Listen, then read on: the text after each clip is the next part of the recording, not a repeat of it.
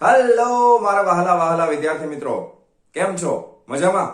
મારું નામ છે ફાલ્ગુન આદ્રોજા. હું રાજકોટથી છું અને તમે જોઈ રહ્યા છો ફિઝિક્સ વિથ ફાલ્ગુન સર. અને વહાલા વિદ્યાર્થી મિત્રો, અત્યારે આપણે જોઈ રહ્યા છીએ ધોરણ 11 ફિઝિક્સ ચેપ્ટર નંબર 15 તરંગો.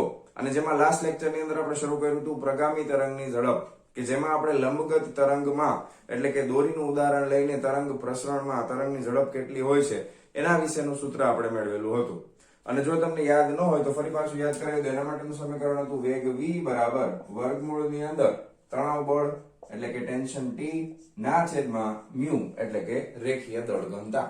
બરાબર છે? આ સમીકરણ આપણે જોયું હતું. આના ઉપર આધારિત એક દાખલો પણ આપણે ગણેલો હતો. તો આ હતું લંબગત તરંગની અંદર ઝડપ. બરાબર છે? તરંગની ઝડપ. હવે આપણે જોવાના છે નેક્સ્ટ ટોપિક, જેનું નામ છે સંગત તરંગની ઝડપ એટલે કે ધ્વનિની ઝડપ. હવે લંબગત તરંગોમાં અને સંગત તરંગોમાં શું તફાવત છે એ આપણે ઓલરેડી આગળ શીખી લીધો છે. અને હવે આપણે જોવાના છીએ સંગત તરંગ. એટલે સંગત તરંગમાં જનરલી શું થાય? ધ્વનિના તરંગો છે એ સંગત તરંગો છે. હવે એમાં જે દોલનો થતા હોય છે, માધ્યમના કણો છે કઈ દિશામાં દોલનો કરે છે? તો કે તરંગ પ્રસરણની દિશાની અંદર જ દોલનો થતા હોય છે. ધારો કે ધ્વનિનું કોઈ તરંગ છે આગળ આ તરફ ગતિ કરે છે, તો માધ્યમના કણોના દોલનો છે એ આમ થશે, ઉપર નીચે નહીં થાય.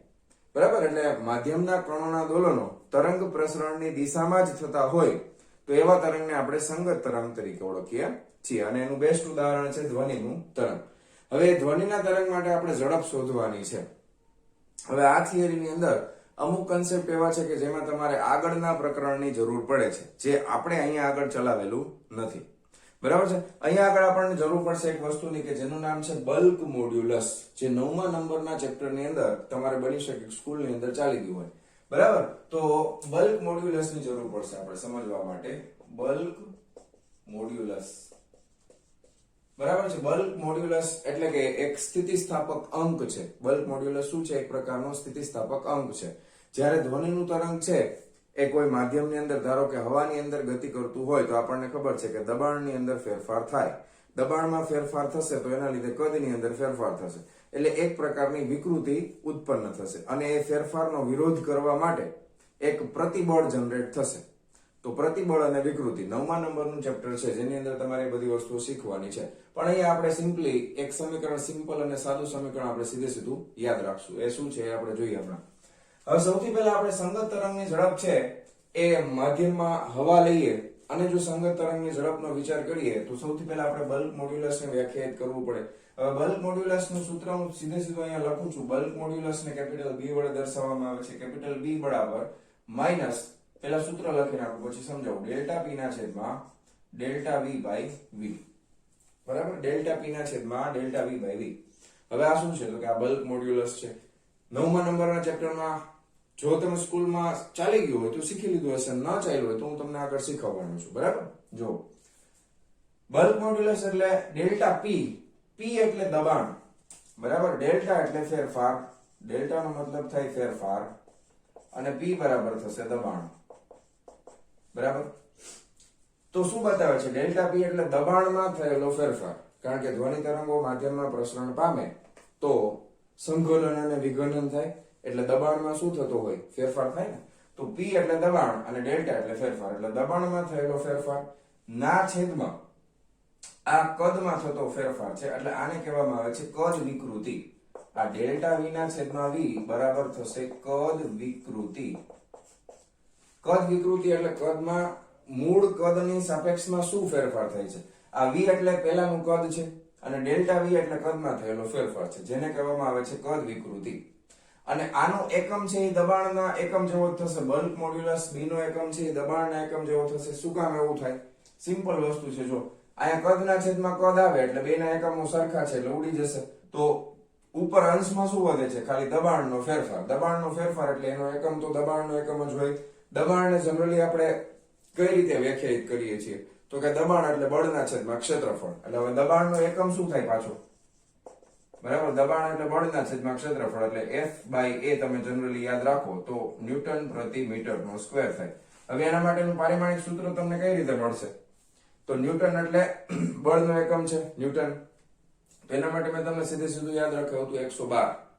જો એ યાદ ન હોય તો ફરીથી ન્યૂટન એટલે બળ. બળ F બરાબર માં એટલે કિલોગ્રામ ઇન્ટુ માં એટલે m એટલે દળ એટલે કિલોગ્રામ, a એટલે પ્રવેગ, પ્રવેગ એટલે મીટર પ્રતિ સેકન્ડનો વર્ગ, એટલે મૂળભૂત એકમમાં વયું જવાનું. ના છેદમાં શું છે? મીટરનો વર્ગ છે, એટલે એક મીટર અહીંયાથી કેન્સલ થઈ જશે. તો ફાઇનલી પારિમાણિક સૂત્ર લખો તો m1 છેદમાં l છે, સોરી m છેદમાં છે એટલે l -1 થશે, અને આ પ્રતિ સેકન્ડનો સ્ક્વેર છે એટલે t -2 થશે. બરાબર? ખાલી કિલોગ્રામ એક જ ઉપર છે અંશમાં, બાકી બધું છેદમાં છે. સેકન્ડનો સ્ક્વેર અને મીટર એક છેદમાં છે. તો m1 l -1 t -2 થશે. ખ્યાલ આવી ગયો? ઓકે. તો બલ્ક મોડ્યુલસ યાદ રાખવું પડશે, આ સમીકરણ યાદ રાખવું પડશે, એનું પારિમાણિક સૂત્ર યાદ રાખવું પડશે, અને બીજું કદમાં જે ફેરફાર થાય છે એના લીધે બીજી એક ભૌતિક રાશિ આપણે યાદ રાખશું. લાસ્ટમાં તમને ખબર છે આપણે રેખીય ઘનતા લખી હતી મ્યુ. બરાબર? રેખીય ઘનતા હતી મ્યુ. તો અહીંયા આગળ આપણે લખવાના છે કદ ઘનતા. શું લખવાના છે? બીજી ભૌતિક રાશિ યાદ રાખવાના છે કદ ઘનતા. કદ ઘનતાને દર્શાવવામાં આવે છે રો વડે. બરાબર? કદ ઘનતાને દર્શાવવામાં આવે છે રો વડે. કદ ઘનતા એટલે શું થાય? તો કે દળ, સોરી કદ ઘનતા નહીં, દળ ઘનતા. શું? દળ ઘનતા.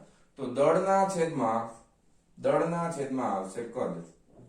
દળના છેદમાં કદ. હવે દળના છેદમાં કદ એટલે એકમ શું થશે? કિલોગ્રામ પ્રતિ મીટરનો ઘન.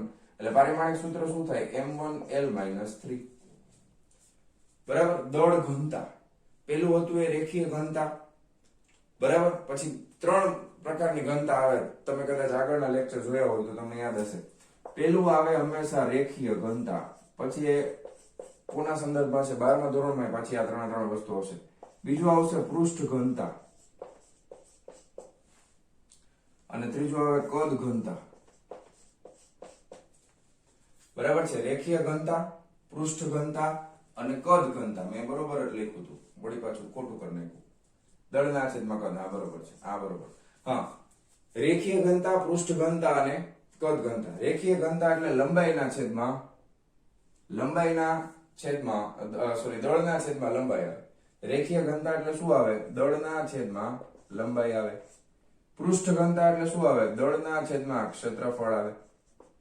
અને કદ ઘનતા એટલે શું આવે? તો કે દળના છેદમાં કદ આવે. આ યાદ રાખવાનું. 12મા ધોરણની અંદર અહીં આવશે, પણ એ તમને વિદ્યુત ભારના સંદર્ભમાં આવશે. વિદ્યુત ભારના સંદર્ભમાં. બરાબર છે? રેખીય ઘનતા, પૃષ્ઠ ઘનતા અને કદ ઘનતા. રેખીય ઘનતા એટલે દળના છેદમાં લંબાઈ, એટલે એકમ લંબાઈ દીઠ દળ કેટલું છે એમ આપી શકાય. પૃષ્ઠ ઘનતા એટલે દળના છેદમાં ક્ષેત્રફળ. બરાબર? એકમ ક્ષેત્રફળ દીઠ દળ કેટલું છે એમ આપી શકો. કદ ઘનતા એટલે દળના છેદમાં કદ, એટલે એકમ કદ દીઠ દળ કેટલું છે એ આના ઉપરથી વ્યાખ્યાયિત થાય. બરાબર? એકદમ સિમ્પલ વસ્તુ. તો અહીંયા આગળ આની સાથે સંકળાયેલી ભૌતિક રાશિ છે કદ ઘનતા. કદ ઘનતા એટલે દળના છેદમાં કદ kg/m3. હવે મારી પાસે આ બે પારિમાણિક સૂત્ર છે. બરાબર? હવે મારે તો શું જોઈએ છે? ઝડપ જોઈએ છે ને, એટલે વેગનું એકમ થાય વેગ. તમે લખો વેગ v બરાબર, એનું એકમ શું થાય? તો કે મીટર પ્રતિ સેકન્ડ થાય. એટલે પારિમાણિક સૂત્ર તમે લખતા હો તો શું આવે? મીટર પ્રતિ સેકન્ડ એટલે l1 t -1 થાય. હવે આ બેનું તમે એવી રીતે સંયોજન કરો કે જેથી કરીને તમને વેગનો એકમ મળે. જોવો તો જરાક આમાં કઈ મેળ આવે એવું છે?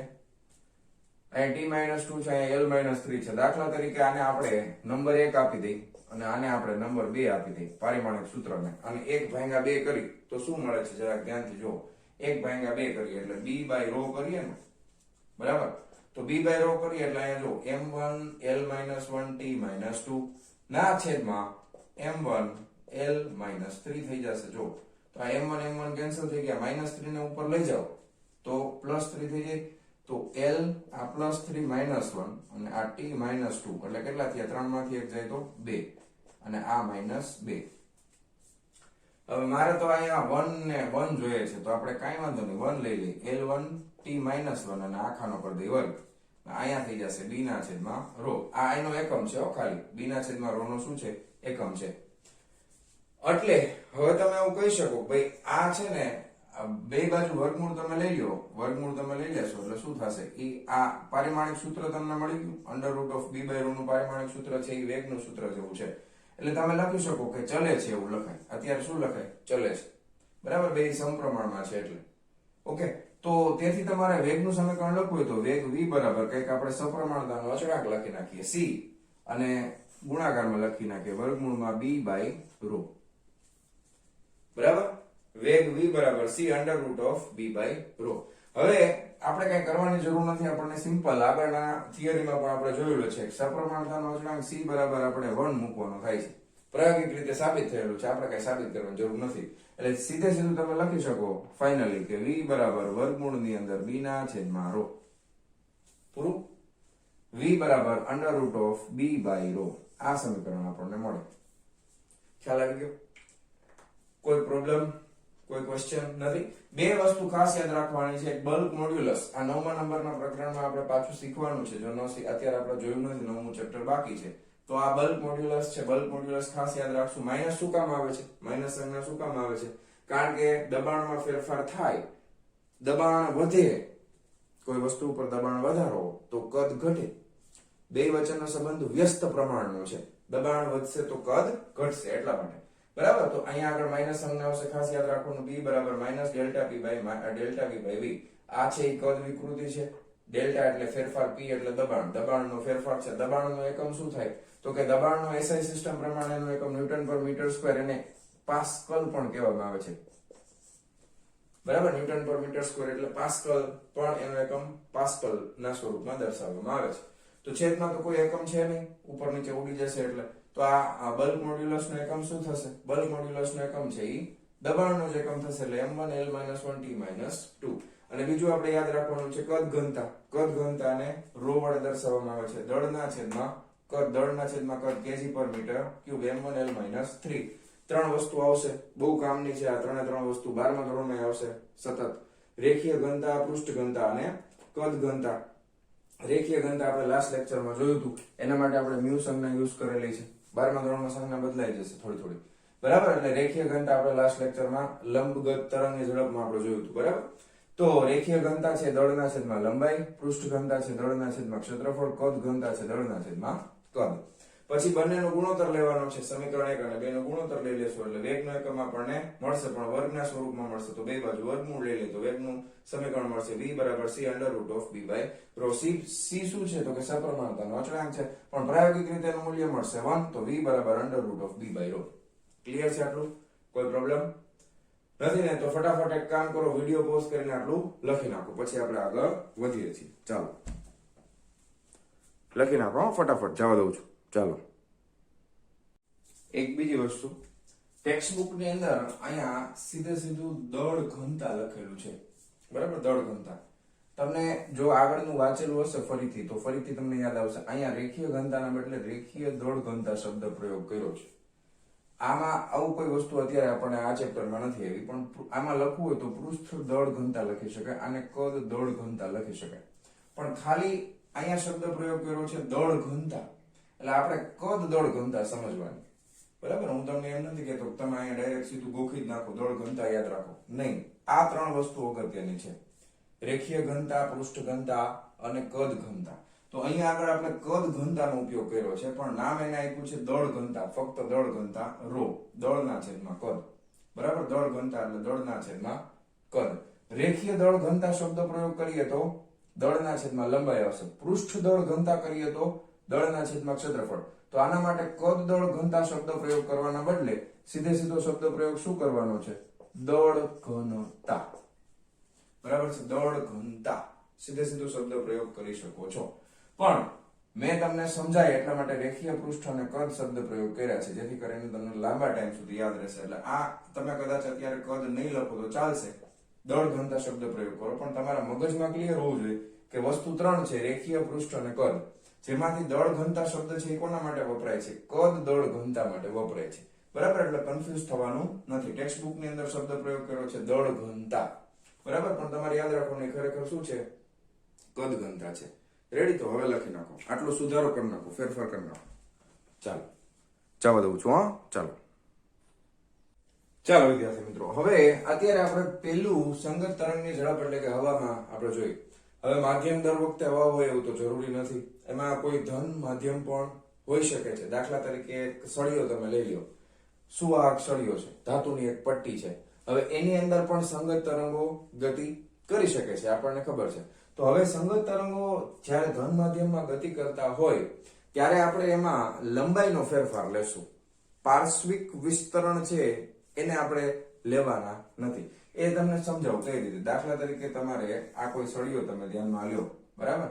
તો આ સળિયાની ધારો કે મેઇન વસ્તુ શું છે તો કે એની જાડાઈની કમ્પેરિઝનમાં એની જે લંબાઈ છે, લેન્થ, એ ખૂબ મોટી છે. આ સળિયાની લંબાઈ વધારે છે, આ જાડાઈ એટલે એની ત્રિજ્યા તમે ગણો તો આ જાડાઈ ખૂબ ઓછી છે.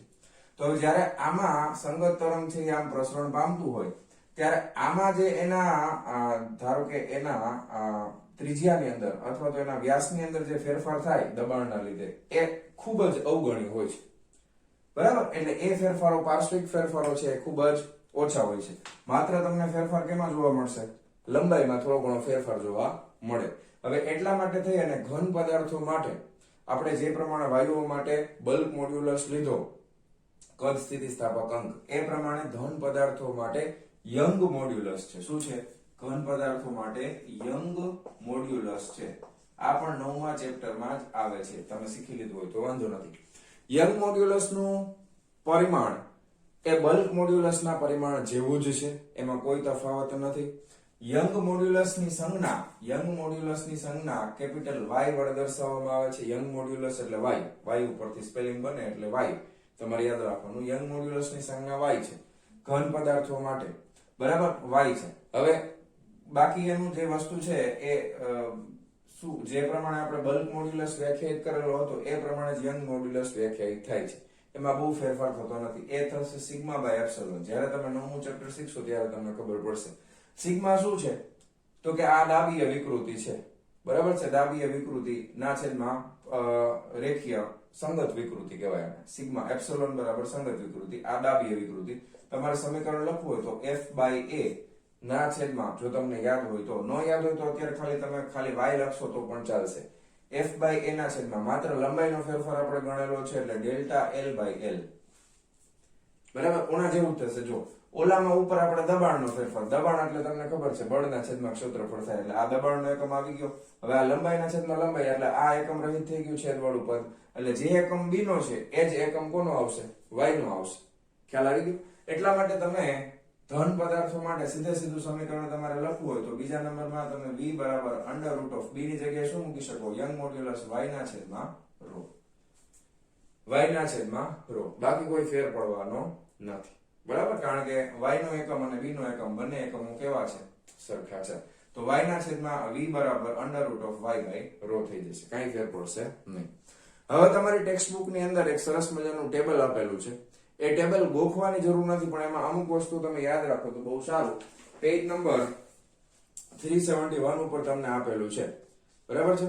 હવે તમે એની અંદર ટેબલમાં ખાસ તમને આપેલું છે કેટલાક માધ્યમોમાં ધ્વનિની ઝડપ. તો એ માધ્યમોની અંદર ધ્વનિની ઝડપમાં ખાસ તમે જુઓ વાયુઓમાં આપેલું છે હવા. તો હવામાં ધ્વનિની ઝડપ છે એ તમને 0 ડિગ્રી સેલ્સિયસ ઉપર 331 મીટર પર સેકન્ડ થાય છે. કેટલી થાય છે? 331. પણ એ તાપમાન તમે જુઓ 0 ડિગ્રી સેલ્સિયસ છે.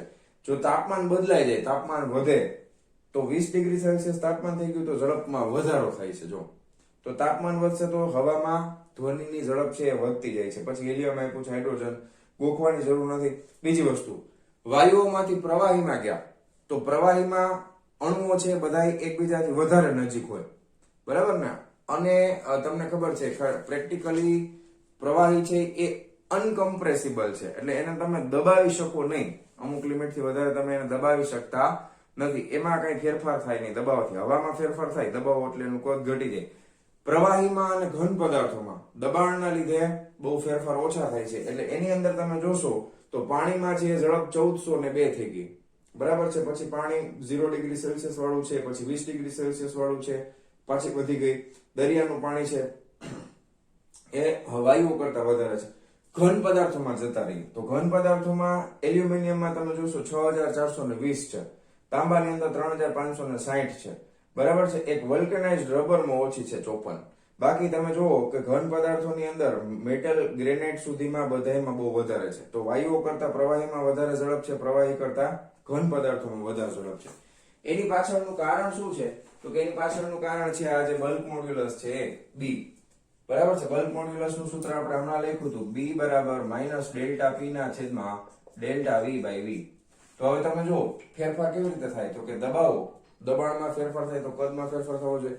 પણ તમે પ્રવાહી અથવા ઘન પદાર્થ હોય, પ્રવાહી અથવા તો ઘન પદાર્થ હોય તો એની અંદર તમે જો દબાણ તમે ગમે એટલું વધારે રાખશો પણ આ જે ફેરફાર છે આ ખૂબ જ નાનો હશે, કદમાં બહુ ફેર જ નથી પડતો. તો અંશ મોટો થતો જાય, છેદ એવડો ને એવડો રહેશે, છેદ નાનો થતો જશે, બરાબર. તો ઓવરઓલ આ બી છે બલ્ક મોડ્યુલસ છે એ શું થતું જાય, વધતું છે ને. તો આ બલ્ક મોડ્યુલસ બી ની કિંમત વધે તો અહીંયા તમે બી ની કિંમત વધારો તો વેગમાં શું થઈ જાય, વધારો થઈ જાય. સિમ્પલ વસ્તુ. એટલા માટે વાયુઓની કમ્પેરિઝનમાં ધન પદાર્થોમાં અને પ્રવાહી પદાર્થોમાં ધ્વનિ તરંગોની ઝડપ કેવી હોય છે, વધારે હોય છે, યાદ રાખવાનું. તો આપણે ઘન પદાર્થો માટે જોયું, પ્રવાહી પદાર્થો માટે પણ જોયું. અને દાખલા તરીકે આપણે વાયુઓની વાત કરીએ તો 11મા નંબરના ચેપ્ટરની અંદર વાયુ પદાર્થો માટે વાયુનું એક સમીકરણ છે, એ આપણે આદર્શ વાયુનું સમીકરણ છે. એ આદર્શ વાયુનું સમીકરણ હું અહીંયા પાછું લખું છું. એ તમારે 11મા ચેપ્ટરમાં તો યાદ રાખવું જ પડશે. હજી આપણે ચાલ્યું નથી એટલે ડાયરેક્ટ અહીંયા લખું છું. PV બરાબર N kVT. સર આ બધું તો ચાલ્યું નથી પણ કાંઈ વાંધો નહીં, એકદમ સિમ્પલ વસ્તુ છે, બધું તમને આવડી જશે, બરાબર. આ વાયુનું પ્રેશર એટલે દબાણ છે, આ વાયુનું કદ છે. n બરાબર શું છે તો કે n બરાબર v કદમાં વાયુના અણુઓની સંખ્યા છે. n બરાબર શું છે તો કે v કદમાં વાયુના અણુઓની સંખ્યા છે. kb શું છે, kb છે એ બોલ્ટ્ઝમેન અચળાંક છે. બોલ્ટ્ઝમેન આ વૈજ્ઞાનિકનું નામ છે, બોલ્ટ્ઝમેન અચળાંક છે એટલે અચળ વસ્તુ છે. T છે એ તાપમાન છે પણ એનો એકમ છે એ કેલ્વિનમાં છે. કેમાં છે, તાપમાન છે પણ એનો એકમ છે એ ડિગ્રી સેલ્સિયસમાં નથી, એનો એકમ છે એ કેમાં છે તો કે કેલ્વિનમાં છે. ઓકે, આ વસ્તુ આપણે યાદ રાખશું. PV બરાબર N kVT. હવે ફેરફાર કરવો છે તો સામેની બાજુમાં તો આ બધું અચળ છે એટલે PV બરાબર તમે અચળ લખી શકો. હવે ફેરફાર કરવો છે તો અહીંયા ગુણાકાર છે, બેયમાં ફેરફાર થાય, દબાણમાં ફેરફાર થાય તો કદમાં ફેરફાર થાય, કદમાં થાય તો દબાણમાં. તો બે વસ્તુઓ ગુણાકારમાં હોય અને બંનેમાં ફેરફાર થાય તો તમારે ગુણાકારનો નિયમ, સાંકળનો નિયમ યાદ રાખવો પડે વિકલન કરવા માટે. તો મેં તમને ઓલરેડી સમજાવેલું છે. તો આના માટે તમે વિકલન એવી રીતે યાદ રાખી શકો, પહેલું ઊભું રહેશે બીજાનું વિકલન વત્તા બીજું પદ ઊભું રહેશે પહેલાનું વિકલન બરાબર અચળનું વિકલન શું થાય, 0 થાય ને. પહેલું ઊભું રહેશે બીજાનું વિકલન એટલે ડેલ્ટા v વત્તા બીજું ઊભું રહેશે એટલે v ઊભું રહેશે પહેલાનું વિકલન ડેલ્ટા p બરાબર શું થાય, અચળનું વિકલન 0. અહીંયા આગળ આપણે વિકલન માટે ગુણાકારનો નિયમ વાપરેલો છે. હવે અહીંયા આપણે તમને ખબર છે કે અહીંયા ડેલ્ટા p ની જરૂર છે, ડેલ્ટા p ની આપણને જરૂર છે. તો ડેલ્ટા p ને આપણે કરતા બનાવી દઈએ. ધારો કે ડેલ્ટા p અથવા તો p ને કરતા બનાવો તો આ બધું સામે આવી જશે. p ડેલ્ટા v ને કરતા બનાવીએ તો આ માઈનસ ડેલ્ટા p v થઈ ગયું અને તેથી p ના કરતા બનાવો તો શું થઈ ગયું, માઈનસ આ ડેલ્ટા p ના છેદમાં આ ડેલ્ટા v આવશે અને આ અંશ છે અને છેદના છેદમાં લખ્યું કે તો આ બે હરખા થઈ ગયા કે નહીં, જોવો તો જરાક. આ વસ્તુ અને આ વસ્તુ બે સરખી લાગે છે, બોલો હા કે ના, જો થઈ ગયું ને સરખું. તો હવે હું આ સમીકરણની અંદર ધારો કે આદર્શ વાયુ માટે મારા સમીકરણમાં શું ફેરફાર કરવો પડે કે આ સમીકરણમાં ખાલી મારે b ની જગ્યાએ શું મૂકી દેવાનું, p મૂકી દેવાનું છે એટલે વાર્તા થઈ ગઈ પૂરી. તો v બરાબર વર્ગમૂળની અંદર b ની જગ્યાએ આવી જશે p ના છેદમાં ρ. ક્લિયર? તો આ રીતે આપણે સંગત તરંગની ઝડપ છે એટલે કે ધ્વનિની ઝડપ એ આપણે યાદ રાખવાની છે. Theoretical concept. ત્રણ સૂત્ર ખાસ અગત્યના છે. v બરાબર √d/ρ. જો ઘન પદાર્થો હોય તો y/ρ, y છે યંગ મોડ્યુલસ છે અને વાયુ પદાર્થો માટે v બરાબર √p/ρ થશે. રેડી? તો ફટાફટ આટલી વસ્તુ લખી નાખો અને હવે આપણે આના ઉપર આધારિત એક ઉદાહરણનો દાખલો જોવાના છીએ. બરાબર? ચાલો લખી નાખો ફટાફટ. ચાલો જવા દઉં છું. હા ચાલો વિદ્યાર્થી મિત્રો, હવે એક ઉદાહરણ છે 15.4. બહુ સરસ ઉદાહરણ છે. શું કહે છે જો, પ્રમાણભૂત તાપમાને અને દબાણે હવામાંથી ધ્વનિના વેગનો અંદાજ મેળવો. 1 મોલ હવાનું દળ આટલું છે. હવે એક બીજી વસ્તુ, છેલ્લે આપણે જે સમીકરણ સાબિત કર્યું v બરાબર √p/ρ એ ન્યૂટને આપેલું હતું અને એમાં બીજી વસ્તુ યાદ કરાવી દઉં કે એમાં આપણે જે આદર્શ વાયુ માટે લખ્યું હતું PV બરાબર N kVT, તો અહીંયા આગળ તાપમાન છે એને આપણે અચળ ધારેલું હતું અને એવું આપણે એટલે કે ન્યૂટને ધારેલું હતું. બરાબર આ બધી વસ્તુ યાદ રાખજો. એટલે દાખલો ગણતી વખતે આના પછી જે થિયરી છે નાની એવી, એમાં બધી વસ્તુ બહુ અગત્યની છે. તાપમાન અચળ ધારેલું છે. અચળ તાપમાન હોય ને આઇસોથર્મલ પ્રોસેસ કહેવાય કે એવી તાપમાન અચળ હોય તો આઇસોથર્મલ પ્રોસેસ કહેવાય. એવું કોણે ધારેલું હતું? ન્યૂટને ધારેલું હતું. હવે આ પ્રમાણે આપણે જોઈએ તો આપણે ધ્વનિની ઝડપ મેળવવાની છે. તો એક વસ્તુ ખાસ આમાં થોડું કેમિસ્ટ્રી પણ આવશે, તમને ખબર છે. હવે કોઈ પણ તમે હવાનું દળ તમે લખો તો હવાનું દળ છે આટલું છે. કેટલા? 1 મોલ હવાનું દળ. હવે 1 મોલ હવા હોય પ્રમાણભૂત તાપમાન અને દબાણ. પ્રમાણભૂત તાપમાન એટલે આ બધું એસટીપી હાલે છે, સ્ટાન્ડર્ડ ટેમ્પરેચર એન્ડ પ્રેશર. તો સ્ટાન્ડર્ડ ટેમ્પરેચર અને પ્રેશર ઉપર 1 મોલ હવા નું દળ તમને આપી દીધું છે 29.0 ગુણ્યા 10⁻³ કિલોગ્રામ છે. બરાબર? તમારી પાસે હવાનું શું છે? દળ છે. હવે આપણે એસટીપી હવાનું કદ, એસટીપી હવાનું કદ, હવે આ તમને ખબર હોવી જોઈએ. બરાબર? 22.4 લીટર થાય. કેટલું થાય? 22.4 લીટર. અને આમાંથી તમારે આ એસઆઈ સિસ્ટમ પ્રમાણે જોશો લીટરમાં ન હાલે, કદનો એકમ આપણે મીટરના ક્યુબમાં લેવો પડે. એટલે તમને બે વચ્ચેનો સંબંધ ખબર હોવો જોઈએ. બરાબર? Okay, very good. હવે આપણી પાસે વેગ ગોતવો છે તો વેગનું પહેલા સમીકરણ લખી નાખો. v બરાબર √b બાય ρ થાય. બરાબર છે? v બરાબર √b બાય ρ થાય. હવે b બાય ρ, ρ એટલે તો ઘનતા છે, હવાની ઘનતા. b અથવા તો આપણે p, હવા છે એટલે આપણે હમણાં જોયું ને કે વાયુ માટે p બાય ρ લખીએ છીએ. ન્યૂટને આપ્યું હતું પ્રેશર બાય ρ. તો હવાનું આપણને ખબર હોય પ્રેશર કેટલું છે, દબાણ.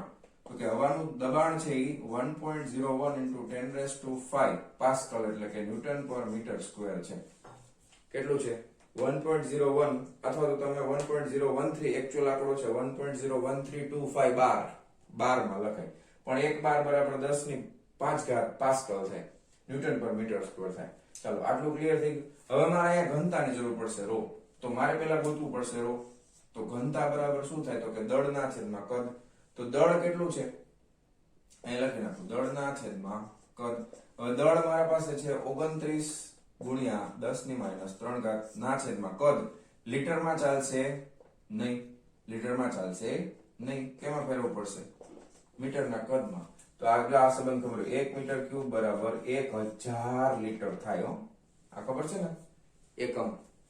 1 મીટરનો ઘન બરાબર 1000 લીટર થાય. એટલે 1 લીટર બરાબર 1/1000 એટલે 10⁻³ મીટર ક્યુબ આવે ને? બરાબર? તો ઉપર નીચે કેન્સલ થઈ ગયા. 29 ભાગ્યા 22.4 કરો. ચાલો 29 ડિવાઇડેડ બાય 22.4 કેટલા આવ્યા? તો કે 1.29 46 આવે. ચાલે આપણે એપ્રોક્સિમેટલી 1.29 લખી નાખીએ. દળના છેદમાં કદ એટલે કેજી પર મીટર ક્યુબ. રેડી? હવે આ કિંમત છે ને આ સમીકરણમાં મૂકી દો. તેથી v બરાબર વર્ગમૂળની અંદર p કેટલું છે? 1.01 × 10⁵. હવે આ તમને ક્યાંય આપેલું નહીં હોય, આ યાદ રાખવાનું છે. બરાબર? વાતાવરણનું દબાણ કેટલું હોય? તો કે 1.01 × 10⁵ ન્યૂટન પર મીટર સ્ક્વેર ના છેદમાં, આ તમે કેમિસ્ટ્રીમાં યાદ રાખી લીધું હશે, હવાનું કદ છે 22.4 લીટર થાય. બરાબર? એસટીપી. તો ના છેદમાં કદ કેટલું આવ્યું? v બાય ρ, આ 1.29. બરાબર? ચાલો તો આપ જરાક ભાગાકાર કરો તો 1.01 ગુણ્યા 10⁵ છે એટલે 2 ને 2 4 ને 5 થઈ ગયું. એને ભાગ્યા 1.29 ઇઝ ઇક્વલ ટુ આટલા આવ્યા. હવે જે આવ્યું એનું વર્ગમૂળ કાઢવાનું એટલે 279.81 આવે છે. કેટલું આવે છે? 279.81. તમે એપ્રોક્સિમેટલી આ 81 છે એટલે આને 280 મીટર પર સેકન્ડ, કારણ કે વેગનો એકમ થાય મીટર પર સેકન્ડ આવે. હવે તમે જવાબ જે મળે છે આટલો, અને તમે જે કોષ્ટકમાં જોયું હતું 0 ડિગ્રી સેલ્સિયસ વાળું, એમાં કેટલું હતું? તો કે એમાં લગભગ 331 મીટર પર સેકન્ડ હતું. તો આટલો તફાવત કેમ આવે છે એ હવે હું તમને પહેલા લખી નાખો, પછી હું તમને થિયરીના કન્સેપ્ટમાં સમજાવું છું. ખરેખર કોષ્ટક જુઓ, કોષ્ટકની અંદર 331 મીટર પર સેકન્ડ છે. એ 0 ડિગ્રી સેલ્સિયસ તાપમાન. જો તાપમાન વધી જાય તો પાછું એમાં ફેરફાર થઈ જાય છે. આ સમીકરણ કોણ લેવું હતું? તો કે ન્યૂટન લેવું હતું. ન્યૂટને કઈ ધારણા કરી હતી? તો કે તાપમાન કેવું છે? અચળ છે. બરાબર? એટલું મગજમાં રાખો, આટલી વસ્તુ લખો, પછી હું તમને સમજાવું છું આની પાછળનું કારણ શું છે એ. બરાબર? ચાલો લખી નાખો ફટાફટ. ચાલો જવા દઉં છું. હા, ચાલો વિદ્યાર્થી મિત્રો, હવે આપણે આ દાખલા ઉપર એક આધારિત થિયરી નાની એવી જોવાની છે, શીખવાની છે. શું છે થિયરી? હમણાં આપણે જોયું કે કોષ્ટકમાં જે વેલ્યુ આવે છે એ 331 મીટર પર સેકન્ડ છે. આ પ્રાયોગિક વેલ્યુ છે, પ્રેક્ટિકલી મેળવેલી વસ્તુ, ને આ સાચી છે. આ ખોટી કેમ છે? તો કે આ વેલ્યુ છે એ કોના સમીકરણ ઉપરથી આવેલી છે? તો કે ન્યૂટને આપેલું. આ સમીકરણ કોણે આપ્યું હતું? તો કે ન્યૂટને સમીકરણ આપ્યું હતું. હવે ન્યૂટને જ્યારે સમીકરણ આપ્યું એમાં એને શું ધારેલું છે? તો કે ન્યૂટને ધારેલું હતું T બરાબર અચળ. બરાબર, T બરાબર અચળ. એને ઇંગ્લિશમાં આઇસોથર્મલ પ્રોસેસ કહેવાય. કેવી કહેવાય? આઇસોથર્મલ. બરાબર, એટલે સમતાપી પ્રક્રિયા, તાપમાન અચળ હોય એવી. બરાબર, આ કોણે ધારેલું છે? તો કે આ ન્યૂટન ભાઈ સાહેબે ધારેલું હતું. બરાબર, હવે આના લીધે આવું થાય છે, પણ એમાં સુધારો વધારો છે એ લાપ્લાસ નામના વૈજ્ઞાનિકે કર્યો. લાપ્લાસ. હવે લાપ્લાસે શું કીધું કે આ પ્રક્રિયા ખરેખર આઇસોથર્મલ નથી, સમતાપી નથી, પણ સમોષ્મી પ્રક્રિયા છે. સમોસા નહીં. ઘણા કે સાહેબ સમોસા ખાવ. સમોસા નહીં, સમોષ્મી પ્રક્રિયા. હવે સમોષ્મી પ્રક્રિયા એટલે શું થાય? તો કે એને ઇંગ્લિશમાં એડિયાબેટિક પ્રોસેસ કહેવાય. એડિયાબેટિક, સમોષ્મી પ્રક્રિયા. હવે સમોષ્મી પ્રક્રિયા માટે આદર્શ વાયુનું સમીકરણ બદલાઈ જશે. એ થઈ જશે PV⁻γ = અચળ. આને આ ચોગડો નથી લખ્યો ગુજરાતીમાં, આનું નામ છે ગામા. આ સંજ્ઞાને કહેવાય ગામા. શું કહેવાય? ગામા. અને ગામા છે ને એ બે વિશિષ્ટ ઉષ્માઓનો ગુણોત્તર છે પાછો. ગામા બરાબર થશે Cp ના છેદમાં Cv. આ બે વિશિષ્ટ ઉષ્માઓનો ગુણોત્તર છે, એનું નામ છે ગામા. અને એની કિંમત છે એ 7/5 આવે, એટલે 1.4 થાય. 7/5 એટલે કેટલી થાય? તો કે 1.4 થાય. ગામા છે એ બે વિશિષ્ટ ઉષ્માઓનો ગુણોત્તર છે. આ અચળ કદે વિશિષ્ટ ઉષ્મા છે ને આ અચળ અચળ દબાણે વિશિષ્ટ ઉષ્મા છે ને આ અચળ કદે વિશિષ્ટ ઉષ્મા છે. 7/5 એની વેલ્યુ છે 1.4, અચળ સંખ્યા છે. બરાબર, ઓકે. હવે આ જ વસ્તુ કોના માટે લગાડવાની છે? તો કે આ હમણાં જે આપણે આ સમીકરણ સાબિત કર્યું એના માટે. એમાં આપણે PV બરાબર અચળ ધારણ કર્યું, તો આમાં આપણે PV⁻γ બરાબર અચળ ધારણ કરશું. અચળ સંખ્યા છે તો હવે વિકલન કરવું પડશે. પહેલું ઉભું રહેશે, બીજાનું વિકલન. હવે x⁻n નું વિકલન શું થાય? ઘાત આગળ આવે ને એક ઘાત ઓછી થાય, એટલે આનું ગામા આગળ આવશે અને v⁻γ-1 થઈ જશે. અને જેનું આનું હજી બાકી છે એટલે એ લખવાનું આપણે ΔV વત્તા બીજું ઉભું રહેશે પેલાનું વિકલન, એટલે v⁻γ એમને ઉભું રહેશે પેલાનું વિકલન, એટલે થઈ જશે ΔP બરાબર સામે અચળ છે, અચળનું વિકલન શું થાય? શૂન્ય થાય. તત્સર્વમ શૂન્યમ શૂન્યમ. હવે અહીંયા તમે ધ્યાન રાખીએ આપણે તો શું થઈ જાય જોજો. P અને ગામા અને આ થઈ જશે v⁻γ ના છેદમાં હું લખું છું v. એવું કેમ લખ્યું? તો કે γ-1 એટલે v⁻γ અહીંયા કઈ ન હોય તો v ની એક ઘાત હોય, આધાર સરખો છે, ઉપર લઈ જાવ એટલે v⁻γ-1 થઈ ગયું. સમજાણું તમને? બરાબર છે. અને ગુણાકારમાં શું છે? તો કે ΔV છે = હવે આને આપણે સામે લઈ જાય એટલે માઈનસ થઈ જશે આ v⁻γ અને ΔP. બરાબર. હવે સામ સામે તમે જુઓ v⁻γ થઈ ગયા કેન્સલ. બરાબર. તો અહીંયા તમે જોશો તો P ગામા = શું થઈ જશે? -ΔP ના છેદમાં આ આવી જશે, આ અંશ આ સામે છે ગુણાકારમાં જશે તો આ થઈ જશે ΔV ના છેદમાં v. બરાબર. હવે આવું તો કઈક આપણે ખાલી P માટે લખતા હતા, પણ આ સમોષ્મી પ્રક્રિયા માટે શું આવે છે? P ગામા આવે છે. તો હવે આ સમીકરણમાં આપણે P ની જગ્યાએ શું મૂકવું પડશે? P * gamma. આને કહેવાય એડિયાબેટિક પ્રોસેસ માટેનું બલ્ક મોડ્યુલસ, એટલે આને સંજ્ઞા આપી છે BAD. બરાબર, ઓલામાં ખાલી B લખતા હતા, આને આપણે સંજ્ઞા આપશું BAD. તો આ સમીકરણમાં મારે શું મૂકવું પડે? v = √P ગામા, કારણ કે આની જગ્યાએ મારે P ગામા મૂકવાનું છે * ρ. હવે આપણે આનો જવાબ મેળ કરવો હોય તો સમીકરણમાં મારે આટલો ફેરફાર કરવો પડે. હવે આપણે અહીંયા કિંમત મૂકી દઈએ. P ની કિંમત છે 1.01 × 10⁵ ગામા ની કિંમત છે 1.4 ના છેદમાં ρ એટલે આપણને ખબર છે ઘનતા 1.29 છે 1.29. હવે આ જરાક કરો તો કેલ્ક્યુલેશનમાં કેલ્ક્યુલેટરમાં કેલ્ક્યુલેટ કરીએ. ચાલો ભેગા મળી પછી જોઈએ શું જવાબ આવે છે. સાચું છે કે ખોટું? લાપ્લાસ ભાઈનું ચેક કરીએ. 1.01 ગુણ્યા 2 2005 ગુણ્યા 1.4 = this divided by 1.29 = this ભાગ્યા this. તો 331.07 આવ્યું. કેટલું આવ્યું? કિંમત કેટલી આવે છે? 331.07 સમથિંગ આવે છે. ટેક્સ્ટ બુકમાં તમને લખ્યું છે લગભગ 331.3 લખેલું છે કે આટલું હોય કે આટલું હોય, પણ 331 તો આવી ગયું બે કેસની અંદર. તો એ પ્રાયોગિક મૂલ્યની નજીક છે. તો કોણની ધારણા સાચી પડી? તો કે લાપ્લાસની ધારણા સાચી છે. લાપ્લાસની ધારણા સાચી છે. તો આ જે પ્રક્રિયા છે એ કેવી છે? એડિયાબેટિક પ્રોસેસ છે. એવું શું કામ થાય છે કે આ પ્રોસેસ એટલી ઝડપથી થાય, ગમે ત્યારે આપણે બોલતા હોય ત્યારે ધ્વનિના તરંગો એટલી ઝડપથી ફેરફાર થતો હોય, એટલી ઝડપથી આગળ વધતા હોય કે દબાણના ફેરફારની સાથે તાપમાન અચળ નથી રહેતું, પણ તાપમાનમાં પણ માઇનોર થોડો શું થાય છે? ફેરફાર થાય છે. એટલા માટે આ પ્રક્રિયા છે સમોષ્મી પ્રક્રિયા ગણવામાં આવે છે. ઓકે, અને આ એની સાબિતી છે અને સમીકરણ પ્રમાણે પ્રાયોગિક મૂલ્ય પણ આપણને મળી જાય છે. તો હવે બે મૂલ્યમાં તફાવત લગભગ 15% નો તફાવત છે. બરાબર, આ 15% જેટલું પ્રાયોગિક મૂલ્ય કરતા કેવું છે? ઓછું છે. પણ શું કામ ઓછું છે એ હવે આપણે જોઈ લીધું. બરાબર, રેડી? તો આટલી વસ્તુ તમારે લખવાની છે, યાદ રાખવાની છે. તો લેક્ચર કમ્પ્લીટ કર્યા પછી, લેક્ચર જોયા પછી ટેક્સ્ટ બુક ઓપન કરીને બધી વસ્તુ ફટાફટ એકવાર વાંચી જજો અને દાખલો છે, થિયરીની સાબિતી છે, એકવાર મોઢે લખવાનો પણ પ્રયત્ન કરી, એકવાર લખી અને યાદ રાખવાનો પ્રયત્ન કરજો. બરાબર, તો મળીએ છીએ નેક્સ્ટ વિડિયો લેક્ચરમાં આના પછીના ટોપિકની સાથે. ત્યાં સુધી આવજો.